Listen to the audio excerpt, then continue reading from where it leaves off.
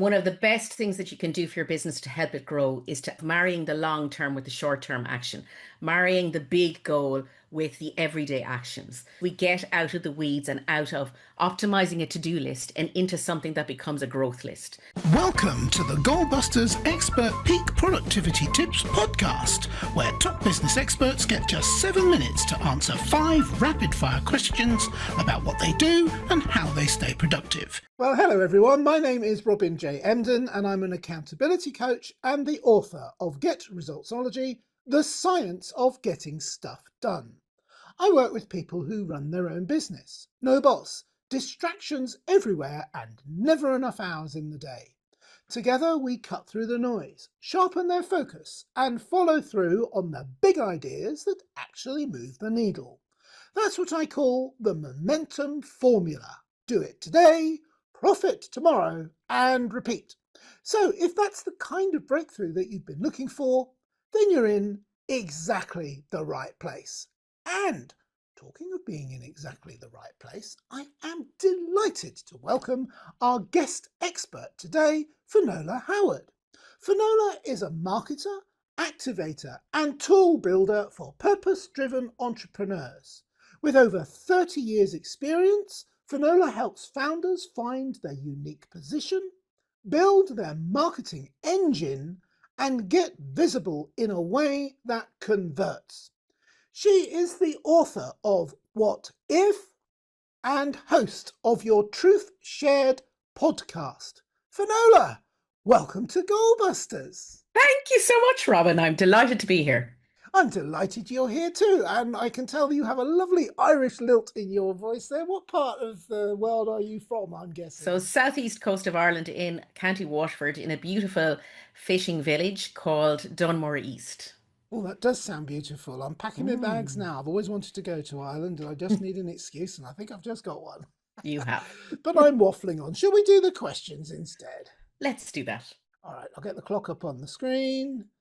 And there it goes. Finola, could you tell me, please, who is your ideal client?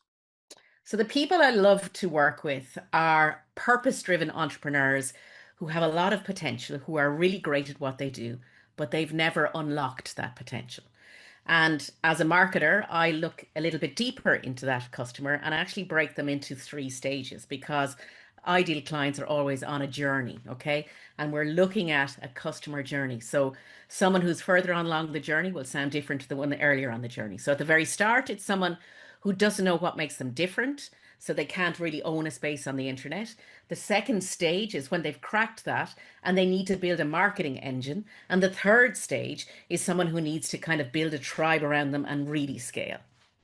All right, okay. I'm leaning in there. I'm almost forgetting to ask the questions because I'm listening to what you have to say. All right, so you've already alluded to it with your answer there, but let's go a little bit deeper anyway. What exactly is the problem, our problems that you solve for your clients? There's a couple of things, right? So my experience in this will tell me that the pain point, or the strongest pain point, is people are experts in their space, but not necessarily experts at growing their business. And the problem is that there's so much involved in growing a business that it's easy to get stuck in the day-to-day, in the weeds, giving to our clients, taking care of them, looking after them, and doing our best work, skilling, upskilling, and all the rest of it. But then actually never having time to see, well, how do I grow this business beyond the everyday? How do I turn this business into something that will give back to me also and make the dream that I had when I started this real? Yeah, absolutely. If they were handing out awards for understatement of the year, so much involved in marketing your business would be very high on my list. All Yeah. right. So what is one valuable free action that our audience can implement that will help them to solve that problem? Can I give you 2 things? Oh, excellent. The first thing I would say, and this is part of something that was in my book, okay? And it's this idea of, the whole imposter syndrome and all that stuff, and kind of self-sabotage that stops you from actually owning your space, defining your uniqueness and all that. Because most of the time, I actually work with clients to help them unburden that, unlock that, so they actually have a clear way forward to then do the marketing. So the first thing I would say is to start to shape what success looks like for you and start to imagine what's possible. Okay. And this exercise is something you can do in the mirror. You can do it on paper. You can do it in the mirror every morning because we need to reshape our brains and how we think about success. And I would start with, what if I could? What if I could be on a huge stage and I had them eating out of my hand? What if I could land that particular client? What if I? And it means that your brain starts to tap into what you actually want to achieve with your business, not what everyone else is telling you what success looks like. You're shaping what success looks like for you. And want is where growth happens, not need. Want is where we actually push into the space where our genius zone can exist. So I would start very simply because sometimes we've got to break down these emotional barriers to actually move through and imagine what's possible for ourselves, something that we can own for ourselves. That's the first thing I do. When you have that, I would distill down and I would say, do this thing. And it's the basis of a program I call SOAR, and it's significance, right? Choose your point of significance for this year. So S for significant, O for own it, A, ooh, what's A? Act on it. And R is repeat. Okay. So it's pick something that would shift your business trajectory. One thing that could be in that what if dream piece that would mean that this 12-month period would actually shift your business. Just one thing. If you did this, that your business would move. And then frame it really clearly because you only need one thing, okay? Frame it really clearly and attach a measurable to that. Attach a financial element to that. So it could be, because we often as entrepreneurs will dance around it and not talk about the money enough. So talk about the space or something that would make that business significant change in the business, something significant, and attach a very clear measurable to it. Usually a financial turnover level or a value of a new client, something financially measurable. Fantastic. Thank you very much. So now that we have a little bit of a better understanding of what you do, let's dive briefly into goal busting, which is focusing on how to maximize productive time to achieve business goals. You've already been explaining that really, but I'm greedy. So can you share any more tips or advice for someone looking to improve their productivity habits, please?